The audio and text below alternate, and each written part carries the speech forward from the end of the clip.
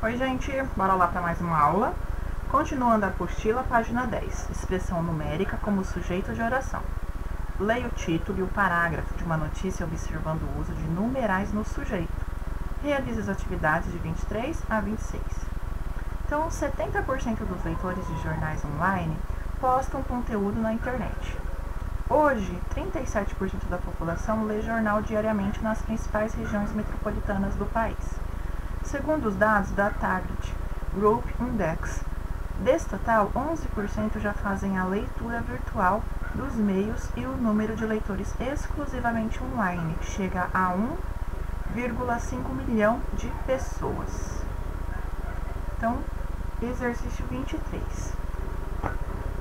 Copie o sujeito das formas verbais postam e fazem, presentes no título e no parágrafo da notícia. Em seguida, identifique os respectivos núcleos.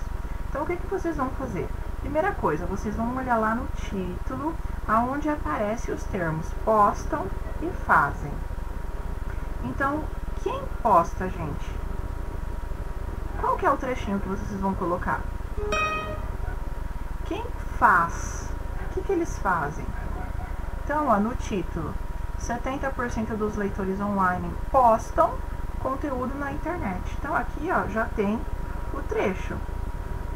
Olha lá, copia o sujeito. Aliás, é só o sujeito. Então, se eu fosse perguntar aqui, olha a frase, 70% dos leitores de jornais online postam conteúdo na internet. Então, quem posta conteúdo na internet? Se você encontra o sujeito, ok. Aí depois você vai me dizer o núcleo. Quem que é o núcleo? A palavra mais importante daqui. E depois você vai me dizer o trechinho daqui de baixo, ó, também do parágrafo. Então, qual que é o outro sujeito e qual que é o outro núcleo? É só colocar aqui, na 23. Olha lá. Quanto à estrutura desses sintagmas, escreva uma semelhança e uma diferença. Então, por exemplo, eu tenho aqui aquele trecho do título, 70% dos leitores de jornais online fazem conteúdo na internet. Qual que é o outro trecho que eu tenho daqui, ó, dessas outras linhas, desse parágrafo, que é semelhante a esse 70%? Aí você vai colocar aqui na A. Então, com semelhança, você vai dizer qual que é o trecho. E o porquê, porque ele fala assim, escreva uma semelhança e uma diferença. Então, qual que é semelhante, por exemplo, esse 70% aqui? É mais semelhante a esse trecho de 37% ou a esse trecho de 11%? Então, olha aqui, 11% já fazem. Olha o que está pedindo aqui, ó. Do termo postam e fazem. Postam, tá aqui, ó. Online, postam. Então, o que antecede o postam? Ó. E o que tem lá de falando sobre fazem? Olha aqui. Estou dando a resposta, praticamente. Então, é o que você vai colocar naquele 23. Já na A, você vai colocar o quê? Quanto à estrutura desses sintagmas, escreva uma semelhança e uma diferença. Então, qual que é mais semelhante? Os 70% com os 37% ou os 70% com os 11%? É o que você vai colocar aqui na A. E por que eles são semelhantes e por que são diferentes? O que eu tenho aí de semelhantes? Já na B, com que palavras do sujeito as formas verbais concordam? Então, com que palavra do sujeito as formas verbais concordam? Então, as formas verbais, qual que são? Postam e fazem. Quem posta e quem faz. Tem relação também com o que está falando aqui, a expressão numérica. Numérica é o quê? Com o sujeito de oração. Então, já estou dando a resposta praticamente aqui também. Vamos lá para C. A regra que pode ser depreendida observando esses dois casos é: quando o sujeito é uma expressão numérica, o verbo escolha uma das alternativas. 24. Complete as lacunas com uma forma verbal adequada, considerando a concordância verbal determinada pela norma culta. Então, você vai escolher apenas 25% dos eleitores do cadastramento participará ou participarão. É só preencher. Mesma coisa aqui, 1,13. Apenas um livro na infância. Lia ou liam?